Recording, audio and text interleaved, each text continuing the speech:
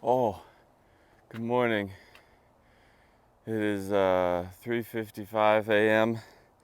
and I'm awake because I got to drive to Montana for another Patreon build. Normally we fly, but this time Montana's only like 1, 2, 3 states away.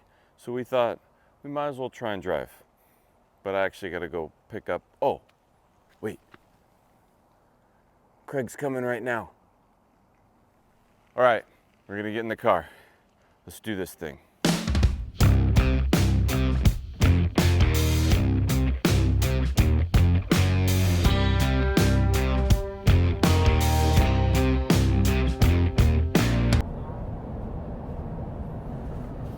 So, driving to Montana. Why are we driving to Montana? Well, we're doing another Patreon build. We do these twice a year. All you have to do is go over to Patreon, sign up, and then you can enter for a chance to win. And if you win, we come out to your shop and we build a project with you. Why are we driving? Well, we thought about it. Montana's not that far away, and once you get an airplane ticket and you drive to the airport and you sit and you wait for a plane, and then you get there and then you gotta rent a car and then you gotta drive, we might as well just drive. Plus, we can bring more clothes because Craig has quite the wardrobe.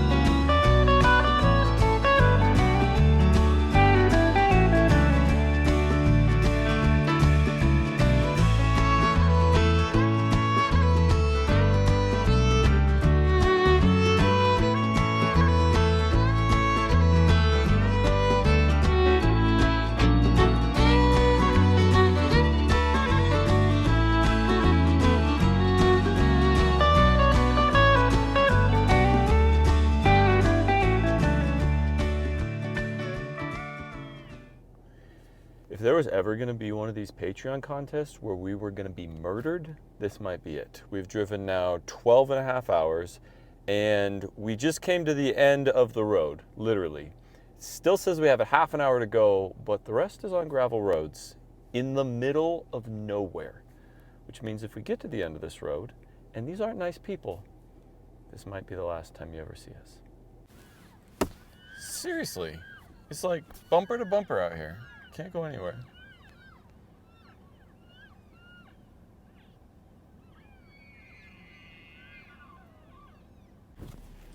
Well, wish us luck. We're far enough out that there will be nobody to hear our screams. Except all those elk we saw on the way in.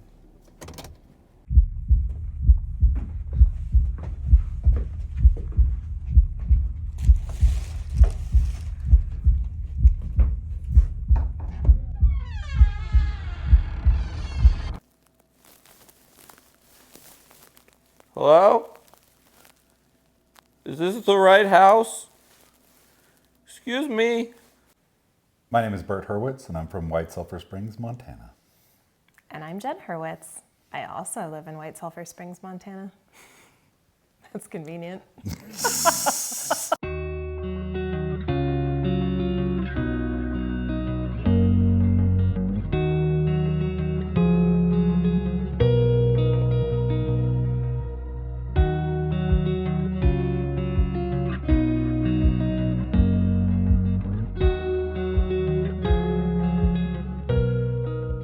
I grew up in Marr County. We live 30 miles north and west of White Sulphur Springs on a Black Angus cattle ranch. We are fortunate to live in this beautiful place that has been in Bert's family since 1950 when his grandfather bought the ranch. I'm the Marr County attorney, which means that I represent our little community in both all criminal matters and civil matters. I'm a mental health therapist and have a practice at our local rural health clinic. I've been entering the contest since the beginning. I've never won anything, anywhere, online, in Vegas, in Reno, nowhere. When we were first brainstorming projects to do, we had no shortage. As we took some more time with it, we pretty much narrowed it down to 2 and ultimately decided on a machinist chest vanity for our bathroom, and we are very excited to get going. Were we nervous about 2 strangers coming and staying with us for a week? Absolutely, Yeah. But we knew we could handle them. We are really excited for this week. It's been a long time coming. I feel like it has been so much fun to go through the planning process with these guys ahead of time. And we're really excited to see this project come together and work with these 2 crazy guys. Send help. I'm just kidding. Bert and Jen turned out to be the nicest people, and they had this bathroom vanity that they were not in love with, and the idea was to rip it out and build something new. It's quite a small bathroom, not a lot of privacy in there. Bert was very carefully trying to unscrew everything, and I was like, dude, are you going to save this vanity? And he said no, so I started just ripping it out of there. Sometimes, you just need a stranger in your house to show you what true destruction looks like. And I was very happy to be that stranger. He even offered to go get me a jigsaw, and I was like, step aside, man. I got a hammer. We got this. Pretty soon we had the entire old vanity torn out of there, and we didn't make a mess on their bathroom floor at all. We hauled everything out of the bathroom, piled it up on their porch, and then we loaded it in the back of their ATV. All the broken bits of drawers and things like that. Jen also grabbed this strange, dirty-looking pillow, threw that in the back. Guess that's going to the dump also. Just kidding. That's their dog Biscuit, who I'm convinced is a robot. Anyways, as I was saying, we got the old vanity taken out of there, and now we could finally see the space that we had to work with. So I got some rough measurements. Now Bert and Jen already kind of knew the design they wanted. They want this vanity to look like an old machinist cabinet. If you don't know what a machinist cabinet looks like, just Google search it. They're pretty sweet, and the thing that makes a machinist cabinet is a ton of little bitty drawers. So that'll be fun. Once we had a lumber list, we jumped in the car, drove a short 2.5-hour drive over to Bozeman to pick out our lumber. I'm starting to realize that nothing is close in Montana. Bert and Jen looked at a few different samples and ultimately decided on cherry. I thought it was a nice period-appropriate wood, and I don't work with a lot of cherry, so this should be fun. The guy with a forklift was so kind to haul the wood all the way out to the parking lot, where we were able to sort through the stack and find exactly the pieces that we wanted. Which is always good, because you don't want pieces with big bows in them. We wanted nice, straight, flat pieces. Once we picked out all of our solid cherry pieces, we leaned them against my truck, folded them into the truck bed, and then it was time to pick up some 3/4-inch cherry ply. You see, we're going to make the outside out of solid cherry, and then all the internal dividers will just be cherry ply, because why not? On the way home, we spotted another casino. I got really excited, but Craig said we had to get back to work. We did make one quick stop at Home Depot on our way out of town, and I have to say, Home Depot in Montana is also a little different than back home. Who knew you could fit 1 elk and 7 deer inside of a large deep freeze? We loaded everything in the truck and we drove the 2.5 hours from Bozeman back to their ranch. Just a quick 5-hour round trip to get lumber. But hey, the views were stunning, so I didn't mind the drive at all. Jen and Bert's ranch is something to behold. Once we got back to his shop, we unloaded the truck, and, well, that was kind of the end of day 1. We got a design, and we went and bought some wood. And that was pretty much it. But We got a whole week to get this thing done, so I'm sure we'll be all right. Bert and Jen also made us a fabulous dinner, hand-spanked hamburgers, and we went to bed full and ready for day 2. It was the morning of day 2. There was a slight chill in the air, so I was bundled up in my jacket. Bert had on a light flannel because, well, he's a local and this was a balmy 50 degrees to him. The first thing we needed to do was start breaking down all of the cherry we bought the day before so we could glue up some panels to make the outside carcass of our bathroom vanity. So we got to work. Now this carcass is going to be waterfalled. It's going to have a side, it's going to go across the top, and then it's going to go down the other side with 2 big mitered corners, which meant that I wanted that grain to match from one side all the way to the other. So as we were breaking down all this cherry, or rather Bert was breaking down all the cherry, we were making sure to keep everything in a specific order so that all that grain would stay lined up. So as they cut and milled the pieces, I very carefully marked each end with a Sharpie. I like to mark the ends because that's the least likely spot that you're going to remove those marks and then be like, wait, which piece goes where? Now Bert kind of has a cyborg shop. And what I mean by that is tools just seem to pop out of random places. But it works, and it's actually pretty cool because he really capitalizes on the smaller shop space. So once we had all of our pieces cut and trimmed to the right size, he sent them all through the planer to bring them right down to about an inch thick. Then I started marking everything out for dominoes. We didn't need them for strength, but I thought it would be really helpful for alignment to keep our panels nice and flat. So here's the deal. Bert does not own a domino joiner, and with the cabinetry style of his build, since we drove out here, I thought we could bring our domino joiners to speed up the process a little bit and make all the joinery just super simple. So we brought not 1, but 2 domino joiners. We brought the 700 and we bought the 500 or the 750 or whatever the heck it's called. There's just one problem. We didn't bring any cords to plug them in. Bert doesn't own any Festool stuff, which means we are in the middle of nowhere with 2 machines that we can't turn on.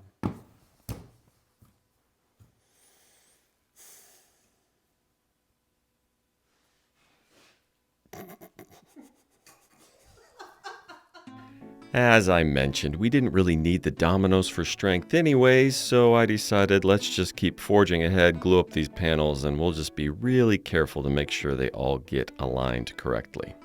Now, whenever I'm gluing up panels like this, I like to use just a little bit of glue and don't overdo it on the clamping pressure. You put too much pressure on those panels and they're kind of going to bow into a taco. We needed 4 panels in total.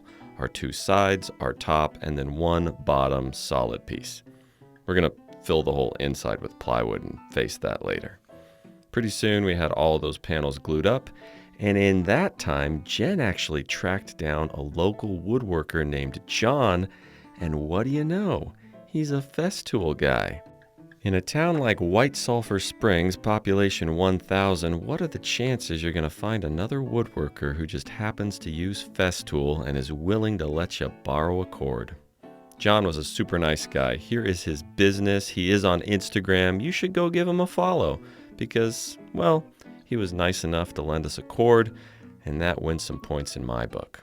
By the time we got back to Bert's, a quick hour round trip into town and back, we were ready to pull those panels out of clamps. While we did that, Craig decided to hang a little shop safety banner.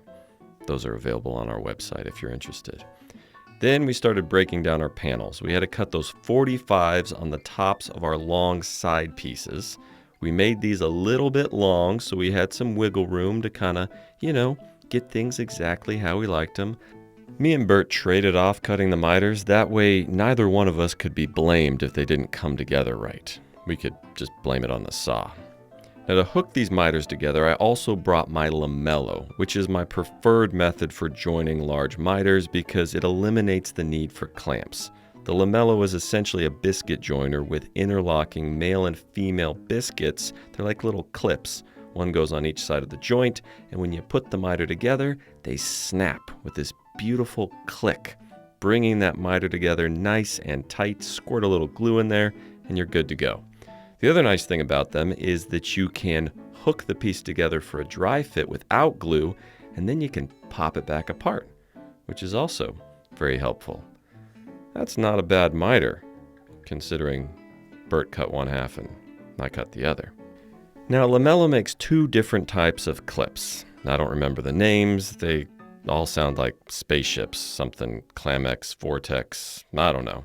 The first one just clicks together. The second one actually has an Allen key, and we switched out for the Allen key version because it was a little easier to break down the furniture, plus they added just a bit more clamping pressure. So we spent some time adding those Clamexes to all of our miter joints, and by that time we were ready to do a little dry fit. Oh, I guess, no, we weren't ready to do a dry fit. By that time, we were ready to cut the bottom panel that was not mitered. That's just going to be held in with dominoes. Good thing we found that cord. That's all I have to say about that.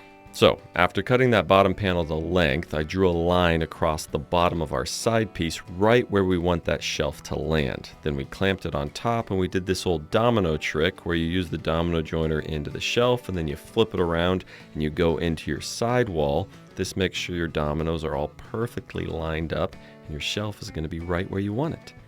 You add in your dominoes, and then, if everything worked in theory, it should line up the way that it's supposed to.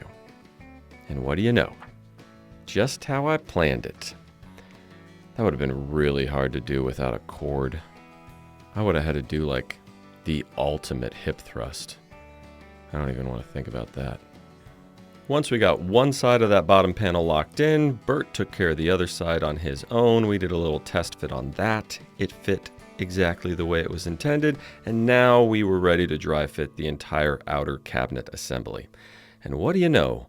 We built a cherry box. I know it doesn't look like much, but don't worry, we have a plan.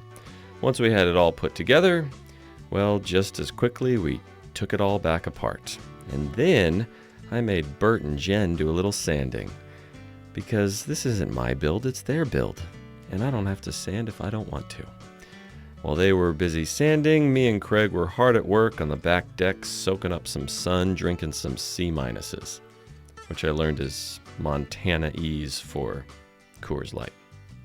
With the last little bit of light for the day, we hopped in Bert's Subaru and he drove us up to one of the mountains on their ranch.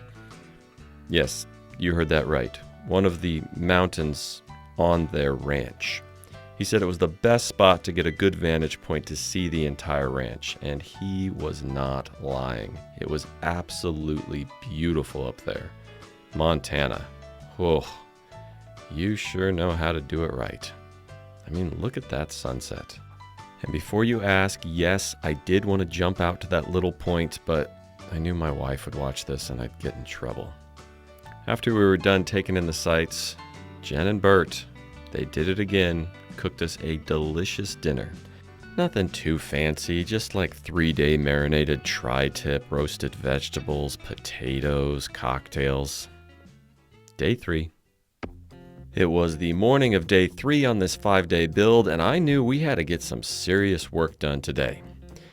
Bert, on the other hand, didn't feel like we needed to be that serious. First things first, we got to get all the internal dividers in this cabinet so we can have spaces to put all of our tiny little drawers.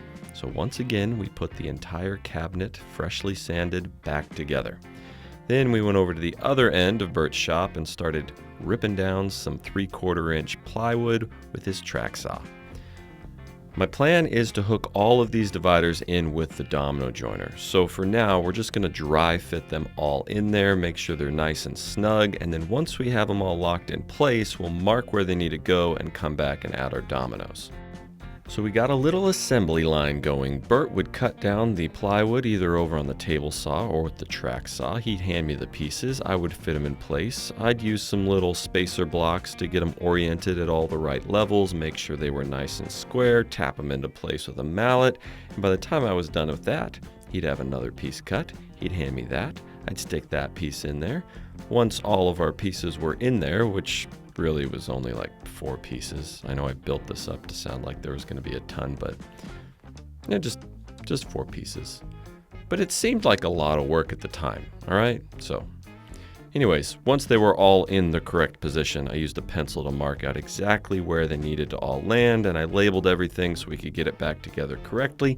And then we took the entire thing apart again. Because pretty much the entire theme of this whole build is how many times can we put this thing together and then take it back apart. At one point we forgot to change the depth on the domino joiner, and we might have drilled all the way through one piece into Bert's work table. He was a good sport about it, and don't worry, you're not going to see those holes because it's going to be inside the cabinet behind some drawers. Then you'll never believe this. Once we had all the dominoes for our dividers mortised out, we put the entire thing back together again, just for fun. Actually, no, we needed to put it back together so that we could start facing all of this raw plywood. Now, we purposely cut this plywood an inch short so we could add a nice thick piece of solid cherry on the front of all the plywood. Bert went over to the table saw, started cutting down some pieces of scrap cherry to the correct width and thickness, and then I cut them to length over on the miter saw and made sure they were fitting in there nice and snug. This is another great use for the lamello. You can add these lamello clips onto the plywood and onto your face frame, and then you can just snap all your face frame pieces into place with that oh so satisfying click. And you can pop them back off when it's time to sand and finish. So, well, that's what we did. I already told you what we were going to do, so now I guess we just sit back and watch me do it. Maybe I should wait to explain things until we're actually doing it. Sometimes I get ahead of myself. The important thing is we got all of the plywood faced. And then I very carefully marked out all of those pieces because we were getting really close to needing to glue this thing together. So we took it all apart. Again, for like the 12th time. Pulled out all the dominoes, made sure everything was sanded, and then we did one of the most stressful glue ups I have ever done in my life. Because with all those internal dividers, you could only really hook this together one way. If you did it wrong, you were going to trap yourself in a situation where you couldn't get all the pieces to fit. Lucky for us, that didn't happen. So while we waited for that glue to dry, we hopped in the back of Bert and Jen's off-road golf cart. I don't know what you call this thing. And they took us out to show us the ranch. We did a little joyride, and by the time we came back, the glue was nice and dry, and we took our entire carcass out of clamps. It's starting to look like, well, something. Not exactly what we want yet, but believe me, I have a plan. Don't worry. Once the entire carcass was glued up, we had to glue in place all of those face frames. So this time we added a little glue on top of the lamellos, clipped everything in place, added some clamps to get it nice and snug as well, and then we waited for that glue to dry. I also had this crazy idea to add some splines to those miters to make it look like it was a little more period specific. You see, machinist cabinets have all this hand-cut joinery. I wasn't about to hand-cut joinery on this giant miter, but I figured if we did splines, that might mimic hand-cut joinery. So I cut some 45 pieces of scrap cherry, I used some double stick tape, I stuck them to the front of the domino joiner as a spline jig, and then I just started drilling holes in our beautiful miter. And yes, I've never done this before. It was just a crazy idea I had. But sometimes the craziest ideas are the best ideas. Lucky for Jen and Bert, well, and me, because they might have murdered me for real, the spline jig worked exactly how it was intended. So after I had all those mortises hogged out, I went over to the table saw, I cut down a nice thin piece of wood, chopped it into little pieces, and I hammered in all those splines. And I think that was the end of day 3. I mean, we got the whole cabinet glued up, we got all the internal dividers, we got them faced, and we had time to do all these splines. Not a bad day's work. We went back and forth on whether to do maple splines or cherry splines, but I just thought maple was a little too in your face. Day 4.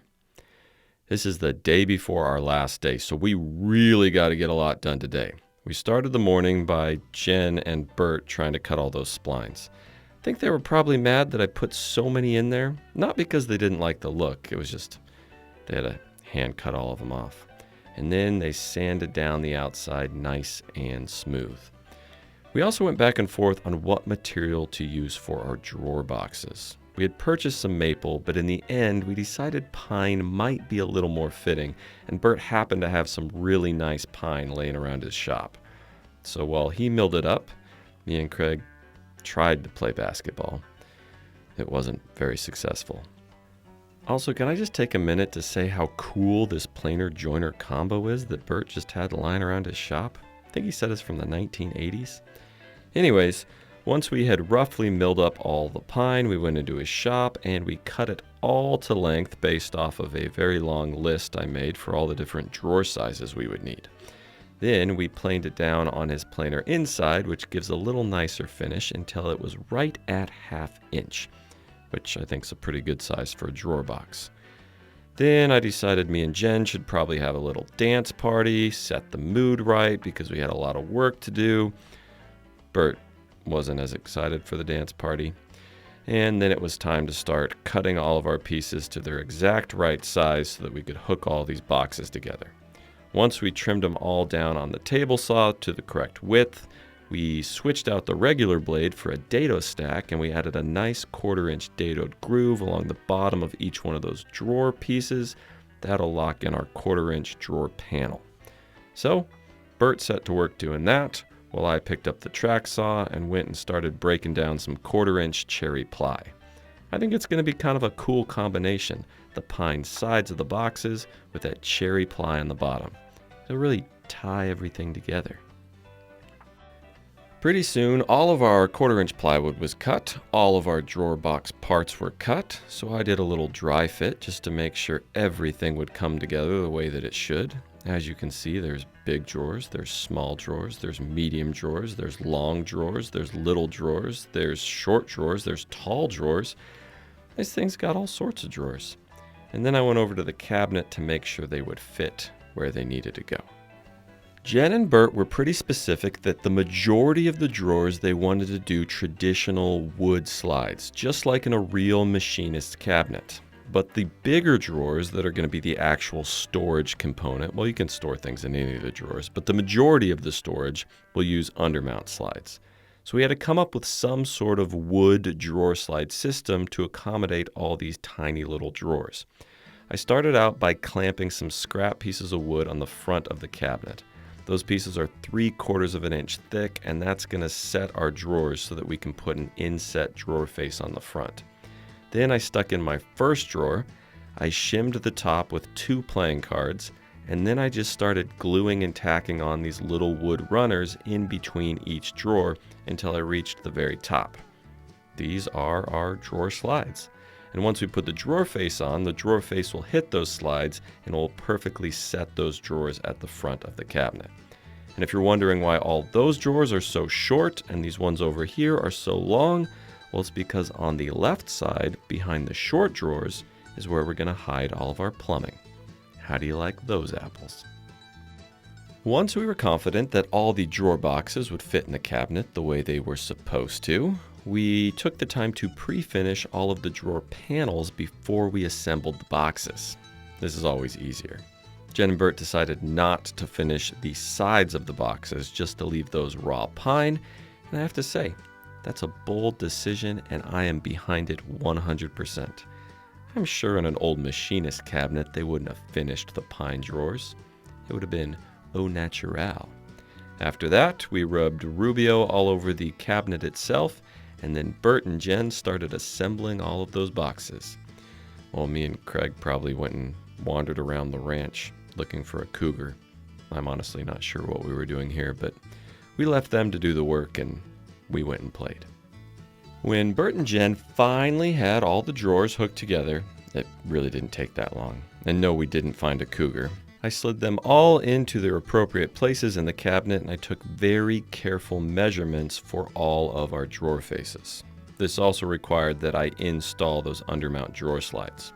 Once I had all the measurements for our drawer faces, Bert and his daughter Piper went back outside to face the cold weather and mill up some more cherry that we could use for the drawer faces. And because we had to have this thing done the next day, we had to work late into the evening making sure that the drawer faces also had a nice coat of Rubio slathered all over them. And if you're wondering what color Rubio this is, it's actually a custom color. We mixed a little shell gray, a little cotton white, until it was exactly the color that Bert and Jen wanted. Day 5. It was our last day in Montana, and we were cutting this project close. The morning started installing all of the drawer faces that we had finished the night before. This was a little tricky because we weren't using traditional slides, so getting the reveals around the outside perfect was next to impossible. Bert and Jen assured me that it was okay, but I have to tell you, it hurt my OCD to not get them exactly right. But all things considered, we got them pretty close. And if you look at a machinist cabinet, well, they're wonky as all get out, so I guess you could just call it authentic. These 4 larger drawers are those undermount, soft close, everything else is traditional, and then there's this one cabinet door which will give access to the water shutoffs underneath the sink. We decided to use traditional hinges on this because European style hinges just didn't seem like they would make sense. And once we had all that installed and the cabinet was essentially done, I needed to blow off some steam. So I went out to the back 40 and I worked on my roping. I kind of have a long ways to go. Bert gave me a few pointers, but I gotta say, I'm definitely no cowboy. Probably closer to a cowgirl. Not to say anything bad about cowgirls. Maybe a cow child. Is that a thing? Yeah, cow child. Before we took the vanity into the house to install it, there was just one more thing we needed to add, and that was these little nailer strips, so we had a way to actually attach the cabinet to the wall and secure it in place. With those nailer strips on, we carried it outside to a nice misty Montana afternoon and into Bert and Jen's house, which is a little tight. You gotta come through this door, kind of through the laundry room, around the corner, try not to ding it up on the doorway, and then very carefully set it down. Bert and Jen are going to be painting their entire bathroom that white color, which is why the white paint only goes partway up, because, well, they just wanted to paint behind it before we installed it, and they assured me they'll come back and paint it later, which I can attest they've already done.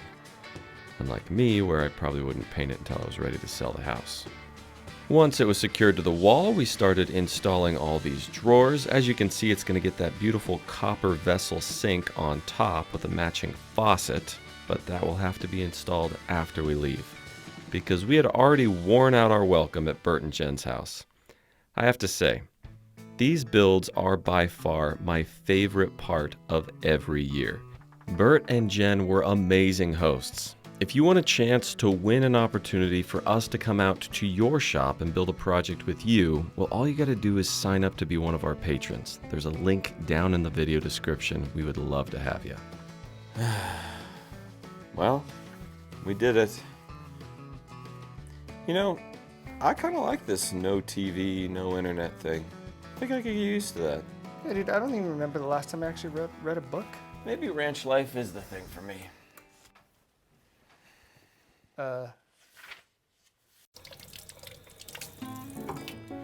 Look, a square sink. You know what that made me think of? Well, it made me think of square bars of soap, but you know what that made me think of? Squarespace, which is the sponsor of this video. Now, if you haven't heard of Squarespace, you're really missing out. They're just the best way to create a professional looking website, and you don't even have to be a web designer. You just go to squarespace.com, you pick out a template that fits your business best, and the best thing is, all their templates are customizable, so if you don't find exactly what you need on Squarespace, well, you can customize it to be exactly what you want. And if you need a domain name, let's say you haven't got that far yet, you can purchase it right through Squarespace. You can collect email addresses to send out newsletters to let all your customers and clients know exactly what you're up to. And the best part is, you can add products to Squarespace super easy, and there's no limit. If you want to put 6,973 products on the website, well, it's going to take a really long time, but you could do it because it's unlimited. They're also doing some pretty sweet stuff with AI.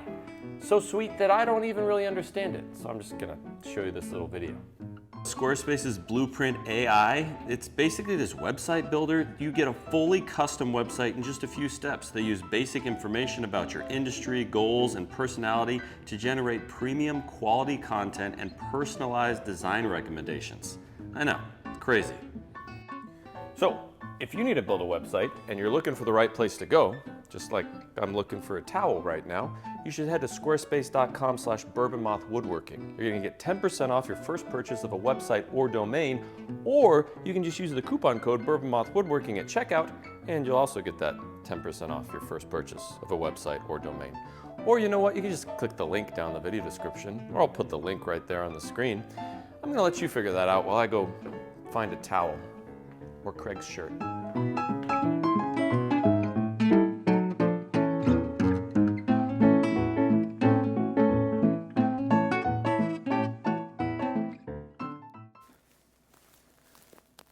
Bert?